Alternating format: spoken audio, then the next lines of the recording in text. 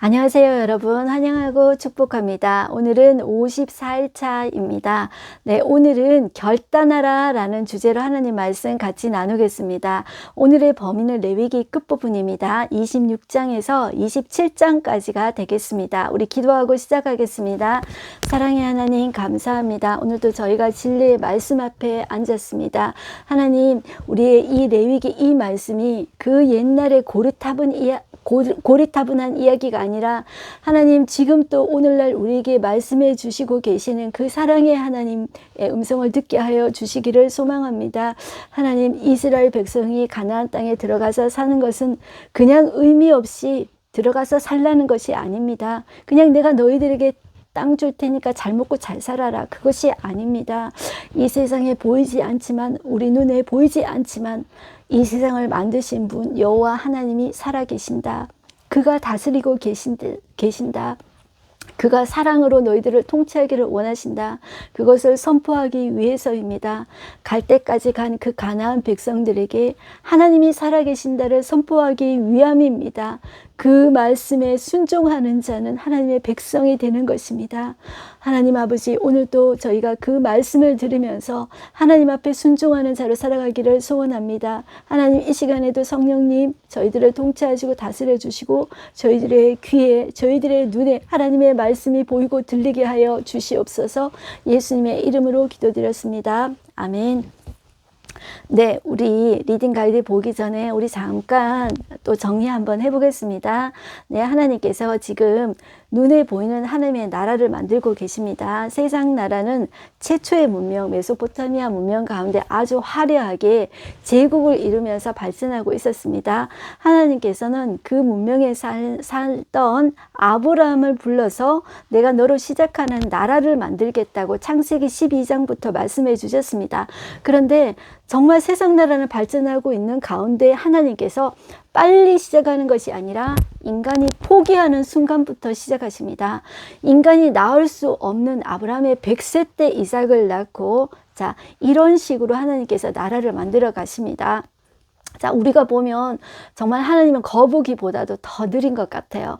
하나님은 정말 살아계신다고 하면서 왜 이렇게 빨리빨리 역사해 주지 않는 거예요? 우리는 이렇게 불평을 합니다. 그러나 하나님의 역사는 가장 정확한 시간에 하나님의 때에 반드시 이루어 주십니다.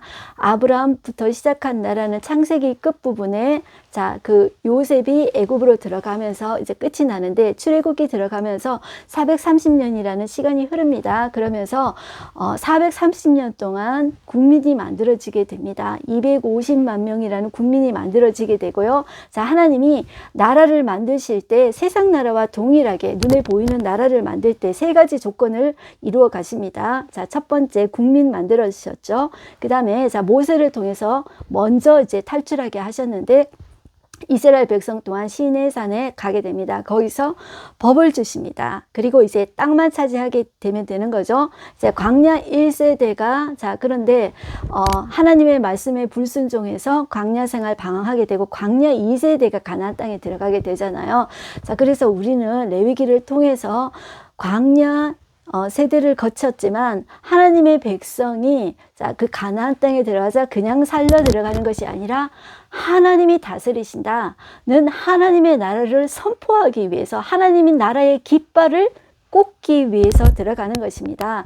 이 세상에 우리는 그냥 부모님이 나를 어쩔 수 없이 낳았어, 그것이 아닙니다. 하나님이 나를 이 세상에 보내주신 것입니다. 그래서 부모님이 나를 낳으셨지만 의미 없는 생명은 단 한 사람도 없습니다. 그렇기 때문에 내가 지금 이 자리에, 이 가정에, 이 공동체 가운데 이 자리에 있는 것입니다. 네, 그렇게 생각하시고 우리 또한, 자, 그 레위기 읽는 그 청중 가운데 들어가서 우리도 그 하나님의 말씀을 들어보는 시간이 됐으면 좋겠습니다. 자, 리딩 가이드 한번 보겠습니다. 레위기 규례를 마치면서 하나님은 결단을 촉구하십니다. 순종은 곧 복이요 불순종은 곧 저주와 심판이라는 패턴을 가진 결단 촉구입니다. 이는 단지 도덕률을 의미하는 것이 아닙니다. 그 이상입니다. 자, 제가 조금 전에 말씀드렸던 하나님이 왕이시다. 하나님이 다스리신다. 자, 그런 하나님의 나라를 선포하러 가는 것입니다. 그것이 바로 성경의 창세기 12장부터 시작된 아브라함으로부터 시작된 하나님의 나라 아닙니까? 자, 그래서 보시면 창세기 12장에서 시작된 하나님의 나라를 우리 생각해 봅시다. 현재 국민이 만들어졌고 법까지 주신 상황입니다. 이 법에 따라 하나님의 백성으로서 거룩한 모범 나라를 이루라는 것입니다. 가나안에 그 영향을 흘려보내라는 것이죠. 레위기 26장의 이런 패턴은 신명기 끝에서 결단을 요청하는 부분과도 형식이 같습니다. 또한 여호수아가 마지막으로 결단을 요청하는 부분에서도 같은 패턴이 나타납니다. 나중에 열왕기 하에서 유다가 멸망하는 순간을 읽게 될 텐데 그 순간에 예레미야는 그 멸망을 불순종에 대한 심판으로 이해합니다.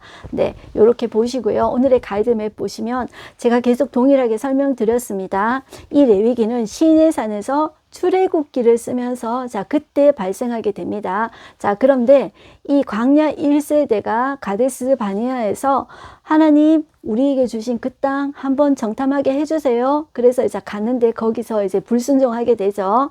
그래서 광야 38년을 맴돌게 됩니다. 자, 그리고 이제 광야 1세대가 다 죽고 광야 2세대가 요단 동편 모압 평지에 왔습니다. 이제 이 모압 평지에서 이제 가나안 땅으로 들어가게 되는데 바로 그 시점에서 가나안 땅에 대한 하나님께서 정보를 주셨는가 했을 때 주셨다는 거죠. 자, 그래서 레위기를 읽을 때 우리는 그동안 레위기를 못 읽고 너무너무 딱딱하게만 느껴졌습니다. 그런데 하나님의 마음이 느껴지면 이 딱딱한 레위기도 정말 말랑말랑하게 읽을 수 있다는 거죠. 자, 어떤 마음입니까? 하나님은 지금까지 하나님의 나라를 만들어 오셨는데 이 하나님의 나라 백성은 거룩한 백성이라는 말이죠.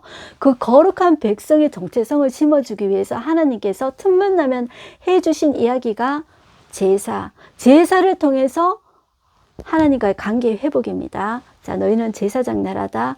하나님의 나라 국민이다. 그것을 강조해 주시는 것입니다. 제사, 그리고 절기, 그것이 정체성 교육을 위한 장치입니다. 그리고 레위기를 통해서 앞으로 들어가서 살아야 될 가나안 땅에 대한 정보를 정말 엄마 잔소리 하듯이 세세하게 하나님은 말씀해 주셨다고 이제 했습니다. 네, 오늘 들어가서 한번 이제 볼 텐데요.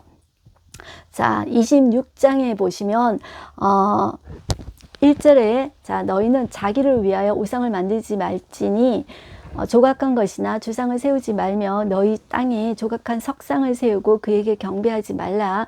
나는 너희의 하나님 여호와임이니라. 너희는 내 안식일을 지키며 내 성소를 경외하라. 나는 여호와니라. 자, 이렇게 말씀하시죠. 자, 제가 지난 시간에 말씀드렸는데 그 가나안 땅을 하나님께서 왜 차지하라고 하십니까? 그 땅 백성을 하나님께서 왜 진멸하라고 하시냐면 자, 그 땅에 있는 가나안 종교 때문입니다. 그 땅은 갈 때까지 간 땅입니다. 자, 그 가나안 종교는 바알 남자신과 자, 여자신 아세라 신이 둘이 같이 합방함으로 인해서 자, 다산과 번성과 풍요를 통해서 잘 먹고 잘 살게 해준다는 거죠. 그런데 그 목적이 뭐냐 하면 말은 남신과 여신입니다. 자, 그렇지만 신을 만들어냈지만 그 목적 중심에는 뭐냐 하면 자신을 위하여입니다. 자, 이 목적은 선악과를 따먹을 때 사탄이 여자에게 이렇게 유혹을 했습니다. 너 그거 먹으면 눈 밝아져서 끝에는 결국 하나님 같이 된다. 그것을 하나님께서 두려워하기 때문에 선악과 따먹지 말게 한 거야. 너는 결코 선악과 따먹어도 죽지 않아. 이렇게 유혹했죠. 자, 사탄이 타락한 이유는 자기가 하나님과 같이 되려고 한 것입니다. 이것은 반역의 죄입니다. 인간이 선악과를 따먹은 이유도 동일합니다. 자기가 하나님같이 되고 싶은 것입니다. 자, 우상을 만드는 이유도 무엇일까요? 그 중심에 내가 하나님같이 되고 싶은 것입니다. 신을 조정해서 이제 내 마음대로 하고 싶은 거죠. 우상을 만드는 이유는 보이는 그냥 신을 만들 뿐이지 나를 위한 것입니다. 그래서 우상을 만들고 뭐 남자신 여자신도 만들고 거기에 이렇게 비나이다 하는 내가 비는 것 같지만 결국 목적이 내가 내 마음대로 해보겠다는 것입니다. 자, 그렇다면 여러분들 이렇게 생각하지 않겠습니까? 이 힘든 세상에 내가 나를 위하지 않으면 누가 나를 위해 주나요? 그런 질문이 생기지 않습니까? 자, 그런데 내가 나를 위하는 것은 세상의 가치관입니다. 세상 사람들은 그렇게 살아갑니다. 그러나 하나님 믿는 사람들은 나는 하나님의 것입니다. 나를 하나님께 드립니다. 그러면 내가 하나님을 위해서 살면 하나님이 나를 책임져 주십니다. 하나님이 나의 길을 인도해 주십니다. 그래서 하나님 믿는 사람들의 삶은 내가 하나님을 위하여 사는 것입니다. 그러면 누가 책임지시냐면 하나님께서 책임져 주십니다. 우리가 많은 사람들이 교회에 다니지만 우리는 얼마나 나를 위하여 신앙생활을 하고 있습니까? 나를 위하여 신앙생활을 하는 것이 아니라 하나님을 위하여 살아가는 우리가 됐으면 좋겠습니다. 네, 그리고 그 다음 나오는 주제가 상과 벌인데요. 이 레위기 전체의 결론이 순종하면 축복이고 불순종하면 저주다 이렇게 나오는데, 분량으로 봤을 때 자, 순종할 때 받는 축복은 3분의 1 정도밖에 되지 않고, 불순종해서 벌을 받을 때 3분의 2 정도 훨씬 더 많은 분량을 차지하고 있습니다. 그래서 하나님이 정말 이렇게 저주를 좋아하시는 분인가? 이렇게 하나님을 생각할 수도 있습니다. 그런데 그것이 아니라 자기 자녀를 저주받기를 원하는 부모가 어디 있습니까? 하나님 마찬가지입니다. 하나님 이 벌을 통해서 돌아오기를 원하신다는 것입니다. 그래서 그 예레미야의 말씀은 분명히 말씀하고 있습니다. 내가 너희를 향한 생각은 재앙이 아니라 평안이다. 하나님이 우리에게 제일 처음에 사람 만드시고 온 우주를 사랑으로 만드시고 사람 만들면서 하나님 첫 번째 하신 것이 복을 주시며 그들에게 번성하고 정복하라 이렇게 이야기하셨죠. 자, 그것이 하나님이 복을 주시기 위한 가정인데, 우리가 하나님의 마음을 끝까지 이제 순종하지 않으면 하나님 벌을 내리시는 거죠. 이제 그런 마음을 여러분들 보셨으면 좋겠습니다. 그래서 순종해서 복만 받으면 너무 좋겠죠. 자, 우리가 3절 한번 보실까요? 너희가 내 규례와 계명을 준행하며 내가 너희에게 철따라 비를 주리니 땅은 그 산물을 내고 밭의 나무는 열매를 맺으리라. 너의 타작은 포도 딸 때까지 미치며 너의 포도 따는 것은 파종할 때까지 미치리니 너희가 음식을 배불리 먹고 너희의 땅에 안전하게 거주하리라. 그러면서 너무 좋은 말씀 많습니다. 다섯이 백을 쫓고 백이 만을 쫓고 막 이렇게 너희의 대적이 너희 앞에서 칼에 엎드러질 것이며 이런 이제 좋은 말들이 많이 나옵니다. 자, 그런데 그것보다 중요한 것은 우리가 하나님을 제대로 만나고 우리가 그 하나님 백성으로서 살아가는 거겠죠. 자, 그러나 불순종했을 때 받는 벌은 14절부터 나옵니다. 그러나 너희가 내게 청종하지 아니하여 이 모든 명령을 준행하지 아니하며 내 규례를 멸시하며 마음에 내 법도를 싫어하여 내 모든 계명을 준행하지 아니하며 내 언약을 배반할진대 내가 이같이 너희에게 행하리니 곧 내가 너희에게 놀라운 재앙을 내려 폐병과 열병으로 눈이 어둡고 생명이 쇠약하게 할 것이요 너희가 파종한 것은 헛되리니 너희 대적의 것을 먹을 것이며 내가 너희를 치리니 너희가 너희의 대적에 패할 것이요 너희를 미워하는 자가 너희를 다스릴 것이며 너희는 쫓는 자가 없어도 도망하리라. 또 만일 너희가 그렇게까지 되어도 내게 청종하지 아니하면 너희 죄로 말미암아 내가 너희를 7배나 더 징벌하리라. 자, 7배나 더 징벌하리라 라는 표현들은 반복되어져 나옵니다. 21절에도 한번 보실까요? 너희가 나를 거슬러 내게 청종하지 아니할진대 내가 너희 죄대로 너희에게 7배나 더 재앙을 내릴 것이라 나오죠. 23절에도 또 반복됩니다. 이런 일을 당하여도 너희가 내게로 돌아오지 아니하고 내게 대항할진대 나도 너희에게 대항하여 너희 죄로 말미암아 너희를 7배나 더 치리라 또 나오죠. 27절 너희가 이같이 될지라도 내게 청종하지 아니하고 내게 대항할진대 내가 진노로 너희에게 대항하되 너희 죄로 말미암아 7배나 더 징벌하리니 7 자체가 여러분들 완전수입니다. 그런데 성경에서 이렇게 반복하는 것은 하나님이 제발 이렇게까지 되지 않기를 바라는 마음이에요. 자, 그런데 불순종하는 첫 단계가 뭐냐 하면 청종하지 않는 것입니다. 청종한다는 말이 귀를 기울여서 듣는다는 말이죠. 자, 이 예레미야에는 이런 표현이 나옵니다. 너희들이 완악한데 어떤 표현을 쓰시냐면 귀가 할례 받지 못했다. 이러니 이 표현을 씁니다. 할례라는 것이 여러분들 무엇입니까? 하나님의 백성이라는 언약의 징표로 그들의 생식기에 주신 것이 아닙니까? 자, 언약의 징표로 주신 그 할례가 귀가 할례받지 못했다는 거예요. 그래서 그 하나님의 말씀을 밀어내는 거예요. 네, 여러분들 말씀이 들리지 않을 때 여러분들 정말 기도하셔야 됩니다. 하나님, 제가 왜 말씀이 들리지 않을까요? 정말 제가 다시 하나님의 말씀을 듣게, 하나님의 음성을 들을 수 있게 다시 이것을 회복하기를 원합니다. 우리가 이게 첫 단계예요. 우리가 하나님이 하나 잘못했다고 하나 벌 내리시고 그런 분이 하나님 절대로 아니십니다. 하나님이 잘못하더라도 사랑으로 보살피시고 이렇게 계속 다독여 주시는 거예요. 그러니까 당근을 계속 주십니다. 그럼에도 불구하고 참으시는데 끝까지 이제 안 되면 벌을 내리시는 거죠. 자, 그래서 첫 단계, 내가 하나님의 말씀이 들리지 않을 때 청종하지 않게 되고 그 결과 이제 벌을 받게 되는 거죠. 그 벌 또한 하나님의 사랑의 벌입니다. 자, 이럴 때라도 우리가 돌아와야 됩니다. 자, 그런데 만약에 우리가 그 돌아가서 이제 죄 때문에 사로잡혀 가서 벌 받잖아요. 그런데 그 장소에 가서 내가 돌이키면 하나님께서 다시 그 언약을 생각하사 다시 하나님께서 회복시켜 주시는 분이 하나님이십니다. 자, 그래서 40절 여러분들 보실까요? 그들이 나를 거스린 잘못으로 자기의 죄악과 그들의 조상의 죄악을 자복하고 또 그들이 내게 대항함으로 나도 그들에게 대항하여 내가 그들의 원수들의 땅으로 끌어갔음을 깨닫고 그 할례받지 아니한 그들의 마음이 낮아져서 그들의 죄악의 형벌을 기쁘게 받으면 내가 야곱과 맺은 내 언약과 이삭과 맺은 내 언약을 기억하며 아브라함과 맺은 내 언약을 기억하고 그 땅을 기억하리라 해서 다시 이제 돌아오게 하시는 거죠. 자, 이스라엘의 역사가 그것을 증명해 주고 있지 않습니까? 자, 그렇게 보시면 되겠고요.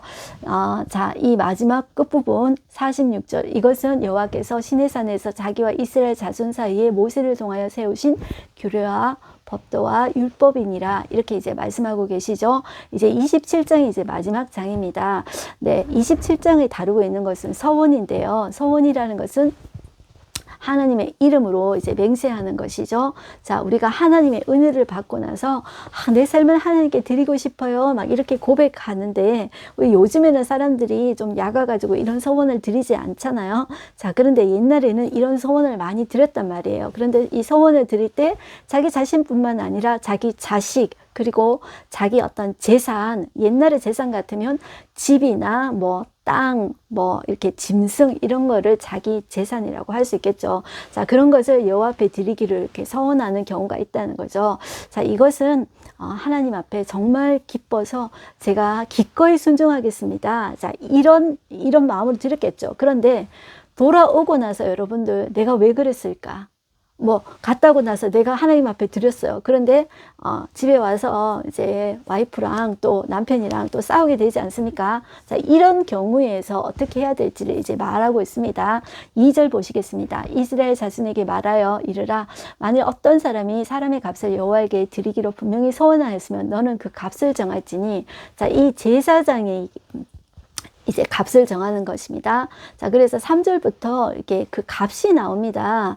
자, 그래서 20세에서 60세까지 뭐 남자는 은 50세겔, 여자는 은 30세겔, 5세에서 20세는 남자는 20세겔, 여자는 10세겔, 뭐 5세 이하는 어떻고 또 60세 이상은 또 어떻고 이렇게 쭉쭉 나옵니다. 그런데 자, 이 서원하는 사람이 너무 가난해서 뭐 드리지 못할 때, 감당을 하지 못할 때 이렇게 하라고 합니다. 제사장에게 데리고 가서 자, 그 제사장의 그 값을 정하라는 것입니다. 드릴 형편이 안 되는데 그 사람이 무엇을 드릴 수 있을까? 그 사람의 형편을 보고 제사장이 그 사람의 형편대로 값을 정하라는 것입니다. 네, 그렇게 이야기하고 있고요. 자, 그리고 이제 그 물을 경우, 제가 처음에 말했듯이 13절에 한번 보실까요? 만일 그가 그것을 물으려면, 물은다는 것이 여러분들 취소한다는 것입니다. 여러 가지 문제로 물으는 경우가 있을 수 있겠죠. 그럴 때 그 정한 값에 5분의 1을 더할지니라, 이렇게 이야기합니다. 자, 5분의 1 더해라 그러면 여러분들 무엇이 생각납니까? 속건제가 생각나지 않습니까? 네, 속건제는 제사와 이웃의 재산에 제사가 아니라 하나님의 성물과 그리고 이웃의 재산과 물건에 손해를 입혔을 때 배상과 보상해 주는 것입니다. 자, 그래서 그때 5분의 1을 더해서 주는 거잖아요. 마치 그것처럼 그렇게 해라, 이렇게 이야기합니다. 그래서 자기 집을 드리겠다. 그러면 집을 뭐 이렇게 드릴 수 없잖아요. 그러니까 집의 가격, 그것을 이제 플러스 5분의 1 해서 다시 드려야 된다. 이제 그렇게 이제 그 가격을 매겨서 드려야 된다. 이런 말을 합니다. 그리고 19절 보시면 밭을 드린 자가 그것을 무르겠다, 취소하겠다 하면 그 밭의 가격 플러스 5분의 1을 더해서 드려야 된다. 이제 그 말을 하는 것입니다. 그 다음에 나오는 것이 처음 난 가축은 여호와의 것이다. 너희는 나의 백성이기 때문에 처음 난 것, 처음 난 생명은 나의 것이다. 이것이 이제 6월절 이후로 이제 그런 의미가 이제 더 이제 강해졌는데, 자, 그 다음에 나오는 주제가 여호와께 온전히 바친 것입니다. 우리 28절 보겠습니다. 어떤 사람이 자기 소유 중에서 오직 여호와께 온전히 바친 모든 것은 사람이든지 가축이든지 기업에 바치든지 팔지도 못하고 무르지도 못하나니 바친 것은 다 여호와께 지극히 거룩함이며 온전히 바쳐진 그 사람은 다시 무르지 못하나니 반드시 죽일지니라. 네, 여러분들, 온전히 바쳐진 그 사람은 다시 무르지 못하고 반드시 죽일지니라. 이거 너무 심하다 생각 들지 않습니까? 이거 뭐 취소하지도 못하고 온전히 바쳐진 사람은 뭐 죽일지니라. 이런 말이 좀 심하다고 느껴지는데요. 자, 우리 여러분들 심하다고 느껴질 때는 이것을 누구로 생각하시냐 하면은 이것이 하나님으로 생각하시면 됩니다. 왜냐하면 하나님은 완전한 분이시잖아요. 우리가 이거 심하다고 생각할 줄 생각하지 못하실까요? 하나님이 요구하실 때는 하나님이 먼저 그 행동을 하시는 것입니다. 하나님이 하실 거라는 거예요. 하나님이 이 온전히 바쳐졌다. 이것을 히브리어로 헤렘이라고 해요. 여러분들 들어보셨죠? 온전히 바쳐진 것이 헤렘이라고 하는데, 이것은 하람이라는 히브리어 하람에서 나온 이제 유래한 것인데, 이 하람이라는 것의 뜻은 진멸당하다, 진멸하다, 저주받다 이런 뜻입니다. 그러니까 이 저주받아서 온전히 바쳐진 것이라는 것입니다. 그래서 전쟁 나가면 무슨 진멸하라. 전쟁 나가서 받은 것은 완전히 진멸하고 완전히 뭐 불을 통과하게 하고 헤렘하라, 이런 표현들이 이제 성경에 나오는데 이것이 여러분들 좀 어렵지 않습니까? 그런데 여러분들 이렇게 생각하십시오. 하나님께 온전히 바쳐진 이 물건은 파멸을 위해 바쳐진 것입니다. 이제 이미 저주받은 것입니다. 이미 죽임 당한 것입니다. 그렇기 때문에 하나님 앞에 온전히 바친 것인데요. 자, 이것은 우리를 위해서 죽임 당하시고 저주 당하신 바로 예수 그리스도를 상징합니다. 하나님이 우리한테 이 요구하실 때는 하나님 자신이 우리 죄 때문에 대신 저주 받으시고 대신 파멸 당하신 거예요. 자, 그렇기 때문에 이것의 그림자다라고 우리가 생각해야 이제 합니다. 그래서 그러면 하나님 앞에 나 이거 못 바치겠다 뭐 이런 생각이 들지만요. 하나님 앞에 내 자신을 이렇게 온전히 드릴 때 하나님께서 책임져 주십니다. 처음에 제가 우리가 자기를 위하지 않으면 누가 우리를 위하나요? 했을 때 내가 하나님 앞에 온전히 바쳐질 때 하나님께서 나를 위해 주십니다.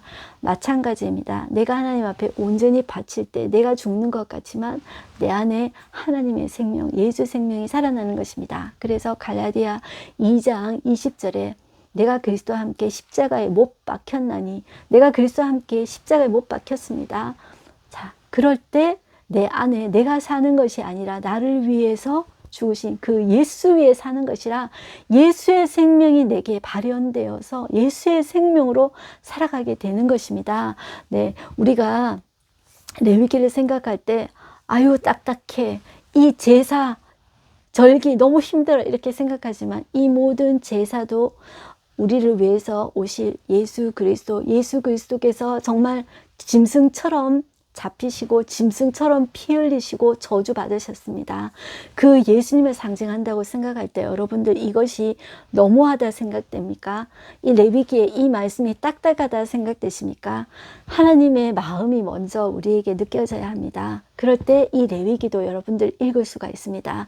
하나님이 그 제사는 자기 자신이 오셔서 하실 거구나. 그리고 이 온전히 바쳐진 이 사람 또한 하나님은 자신이 오셔서 우리의 저주를 대신 받으시고 자신이 온전히 바쳐질 것을 이야기하시는구나. 자, 그것을 그림자로 하나님께서는 짐승 제사 이렇게 피 흘리고 이런 과정을 통해서 우리의 죄를 깨닫게 하시는 과정입니다. 우리가 그 과정을 거치지 않으면 우리는 죄가 얼마나 끔찍하고 죄가 생명을 앗아가는 것인지 그것을 모릅니다. 자, 그래서 우리가 이렇게 보시고요. 이 하나님 앞에 올려드리는 것이 하나님이 절대로 우리를 죽이려고 하는 것이 아닙니다. 아브라함이 하나님께서 이제 이삭을 바치라 딱 하실 때 아브라함이 정말로 죽였나요? 이삭을 죽이려고 그렇게 했을 때 하나님 마음을 보시고 다시 이삭을 돌려주셨죠. 마찬가지입니다. 우리가 하나님 앞에 드려질 때 하나님께서 책임져 주십니다. 그것을 믿고 우리가 하나님 앞에 온전히 드리는 저와 여러분들이 되었으면 좋겠습니다. 그 하나님은 내가 나를 사랑하지 않아도 나를 가장 사랑하시는, 우리 부모님보다도 나를 이 세상에서 더 사랑하시는, 다시 거듭 말하지만 이 세상에서 나보다 나를 더 사랑하시는 하나님이십니다. 그 하나님이 우리에게 말씀해 주시는 것입니다. 그래서 우리가 하나님 앞에 순종하면 되는 것입니다. 그리고 물질적인 면에서 끝부분에 11조가 나옵니다. 10분의 1은 여호와의 것이라 나오죠. 자, 그래서 뭐 11조를 꼭 해야 되냐 이렇게 말씀하시는 분이 있는데, 11조는 모든 것이 하나님의 것인데 내가 10분의 1을 하나님 앞에 드립니다. 올려드립니다. 그것의 믿음의 표현입니다. 그래서 물질적인 면에서 이 물질은 나의 것이 아니라 하나님의 것입니다. 이렇게 표현하는 믿음의 행위입니다. 그래서 교회 안에서 뭐 물질을 많게 하기 위해서 재정 때문에 11조 한다, 이런 생각은 이제 버리셔야 합니다. 그것이 아니라 하나님 앞에 모든 것이 하나님의 것이니 내가 하나님의 것을 드립니다. 그런 믿음의 표현입니다. 이 물질도 아까처럼 마찬가지입니다. 모든 것이 하나님의 것이니 내가 하나님 앞에 드릴 때 하나님께서 나의 물질도, 나의 경제도, 우리 가정도 누가 책임져 주십니까? 하나님께서 책임져 주십니다. 우리가 오늘도 그 믿음으로 살아가는 저와 여러분들 되기를 바랍니다. 오늘 하루 한 절 말씀 보겠습니다. 내가 내 성막을 너희 중에 세우리니 내 마음이 너희를 싫어하지 아니할 것이며.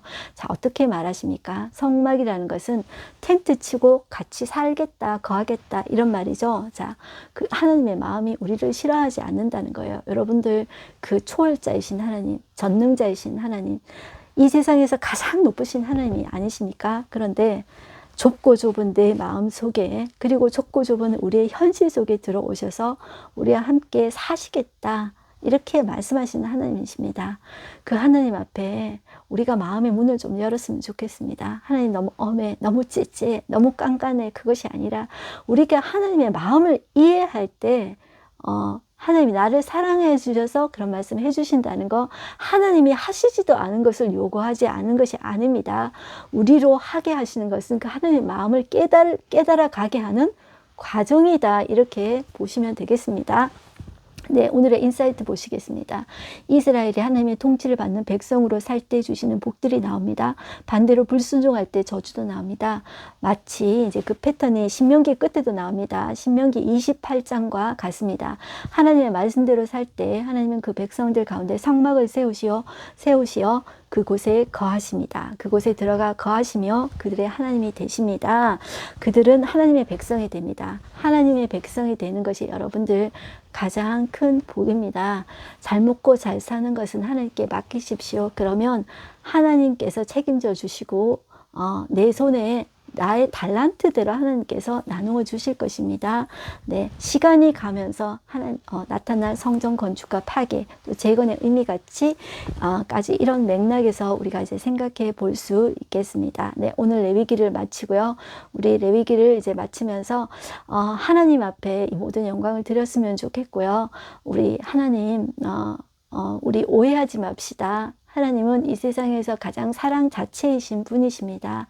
그 하나님은 우리를 사랑하시고 돌보시고 우리에게 복을 주시고 평안 주시기를 원하시는 분이십니다. 기도하겠습니다. 하나님 아버지 감사합니다. 오늘 또 레위기를 마치면서 딱딱한 것처럼 느껴졌지만 하나님은 사랑이시라는 것입니다. 하나님의 사랑이 우리를 맴돌아서 우리가 하나님의 사랑을 흘려보내는 자 되어지게 하여 주시옵시고, 우리가 삶의 현장에서 하나님이 나를 돌보시는 것을 경험해 내게 하여 주시옵소서. 하나님, 내가 나를 위하고 모두 이기적으로 사는 세상 가운데서 내가 하나님 앞에 모든 것을 올려드릴 때 하나님 내 삶을 책임지신다고 하였습니다. 하나님, 우리의 삶을 책임지시고 인도해 주실 분이심을 고백합니다. 그것을 깨달아가는 과정 가운데서 우리가 때로는 실패도 하지만 이 모든 실패조차 하나님께 있는 줄을 믿습니다. 하나님 앞에 올려드리오니 하나님, 우리의 삶을 책임져 주시옵소서. 우리의 삶의 앞으로의 길을 우리는 알 수 없으나 아버지 되신 하나님께서 인도하여 주시옵소서. 하나님은 꼭 인도해 주실 때 한 발자국씩만 인도해 주십니다. 우리는 많이 인도해 주시고 앞길을 환하게 비추셔서 성큼 가기를 원하고 빨리 가기를 원하오나 하나님은 한 발자국씩만 인도해 주십니다. 그 한 발자국씩 그 앞에 말씀 먼저 가게 해주시고 말씀 따라 순종하는 우리 되게 하여 주시옵소서. 예수님의 이름으로 기도드렸습니다. 아멘. 여러분들 오늘도 하나님의 자녀로서 승리하십시오. 아자.